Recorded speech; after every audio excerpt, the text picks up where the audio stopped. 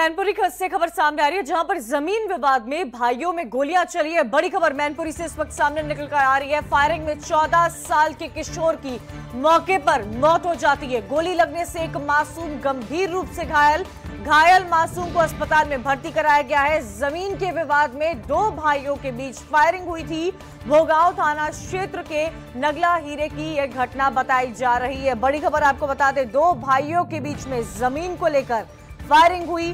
मैनपुरी में जमीन विवाद ने गोलियां चलवा दी। 14 साल के किशोर की मौके पर ही मौत हो गई, यानी कि ऑन स्पॉट 14 साल का युवक को मौत के घाट उतार दिया जाता है। गोली लगने से एक मासूम गंभीर रूप से घायल भी बताया जा रहा है। अस्पताल में इस वक्त उसका इलाज चल रहा है, हालत गंभीर बनी हुई है। जमीन विवाद, इसी वजह से दो भाइयों के बीच में फायरिंग हुई थी। वो दो भाई जो बचपन से एक साथ खेलते कूदते बड़े हुए थे, आज जमीन को लेकर एक दूसरे पर गोलियां चला देते हैं। विवाद इतना ज्यादा बढ़ जाता है कि 14 साल के किशोर की मौके पर मौत हो जाती है। एक मासूम गंभीर रूप से घायल होता है, जिसका इस वक्त इलाज चल रहा है। ज्यादा जानकारी के लिए सीधा रुख करते हैं कृष्णकांत, हमारे संवाददाता हमारे साथ जुड़े हैं। कृष्णकांत, जमीन को लेकर इतना बड़ा विवाद हुआ कि 14 साल के किशोर की मौके पर ही मौत हो गई, एक गंभीर रूप से घायल बताया जा रहा है। क्या जानकारी मिल पा रही है इस पूरे मामले में?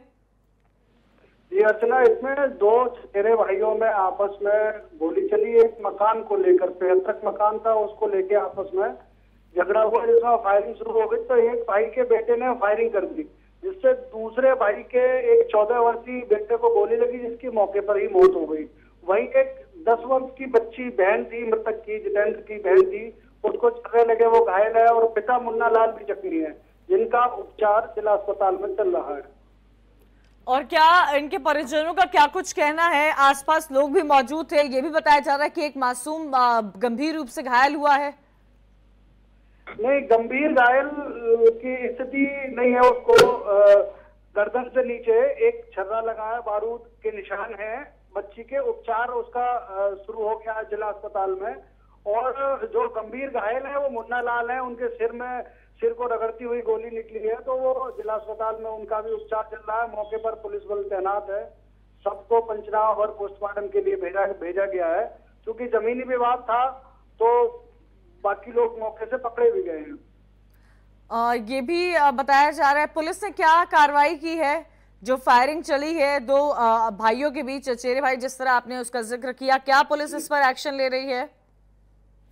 पुलिस ने दूसरे आरोपी पक्ष के कुछ लोगों को गिरफ्तार किया है। बाकी जो लोग हैं उनको भी गिरफ्तारी के लिए टीमें बनाई है। एडिशनल एसपी का बताना है कि वहां मौके पर पहुंचने के बाद ये हालात देखने को मिले कि अफरा तफरी का माहौल था। आपसी बातचीत के बीच ही झगड़ा शुरू हो गया था, जिसमें एक ने अचानक से फायरिंग शुरू कर दी। जिस तरह कृष्णकांत आए दिन उत्तर प्रदेश में एक के बाद एक जमीन विवाद को लेकर फायरिंग हो रही है, गोलियां चल रही है, लोगों की हत्या हो रही है, उस पर सिस्टम का बहुत बड़ा फेलियर नजर आ रहा है। बिल्कुल अर्चना, ऐसा ये फेलियर जो है, ये क्राइम जो हो रहा है, वो शासन को समझना चाहिए कि राजस्व अधिकतम झगड़े, अधिकतम क्राइम राजस्व को लेकर हो रहे हैं और राजस्व पर कतई गंभीर नहीं है। शासन को, संबंधित प्रशासन को इस पर यहाँ पर जरूरत है। शुक्रिया कृष्णकांत बातचीत के लिए।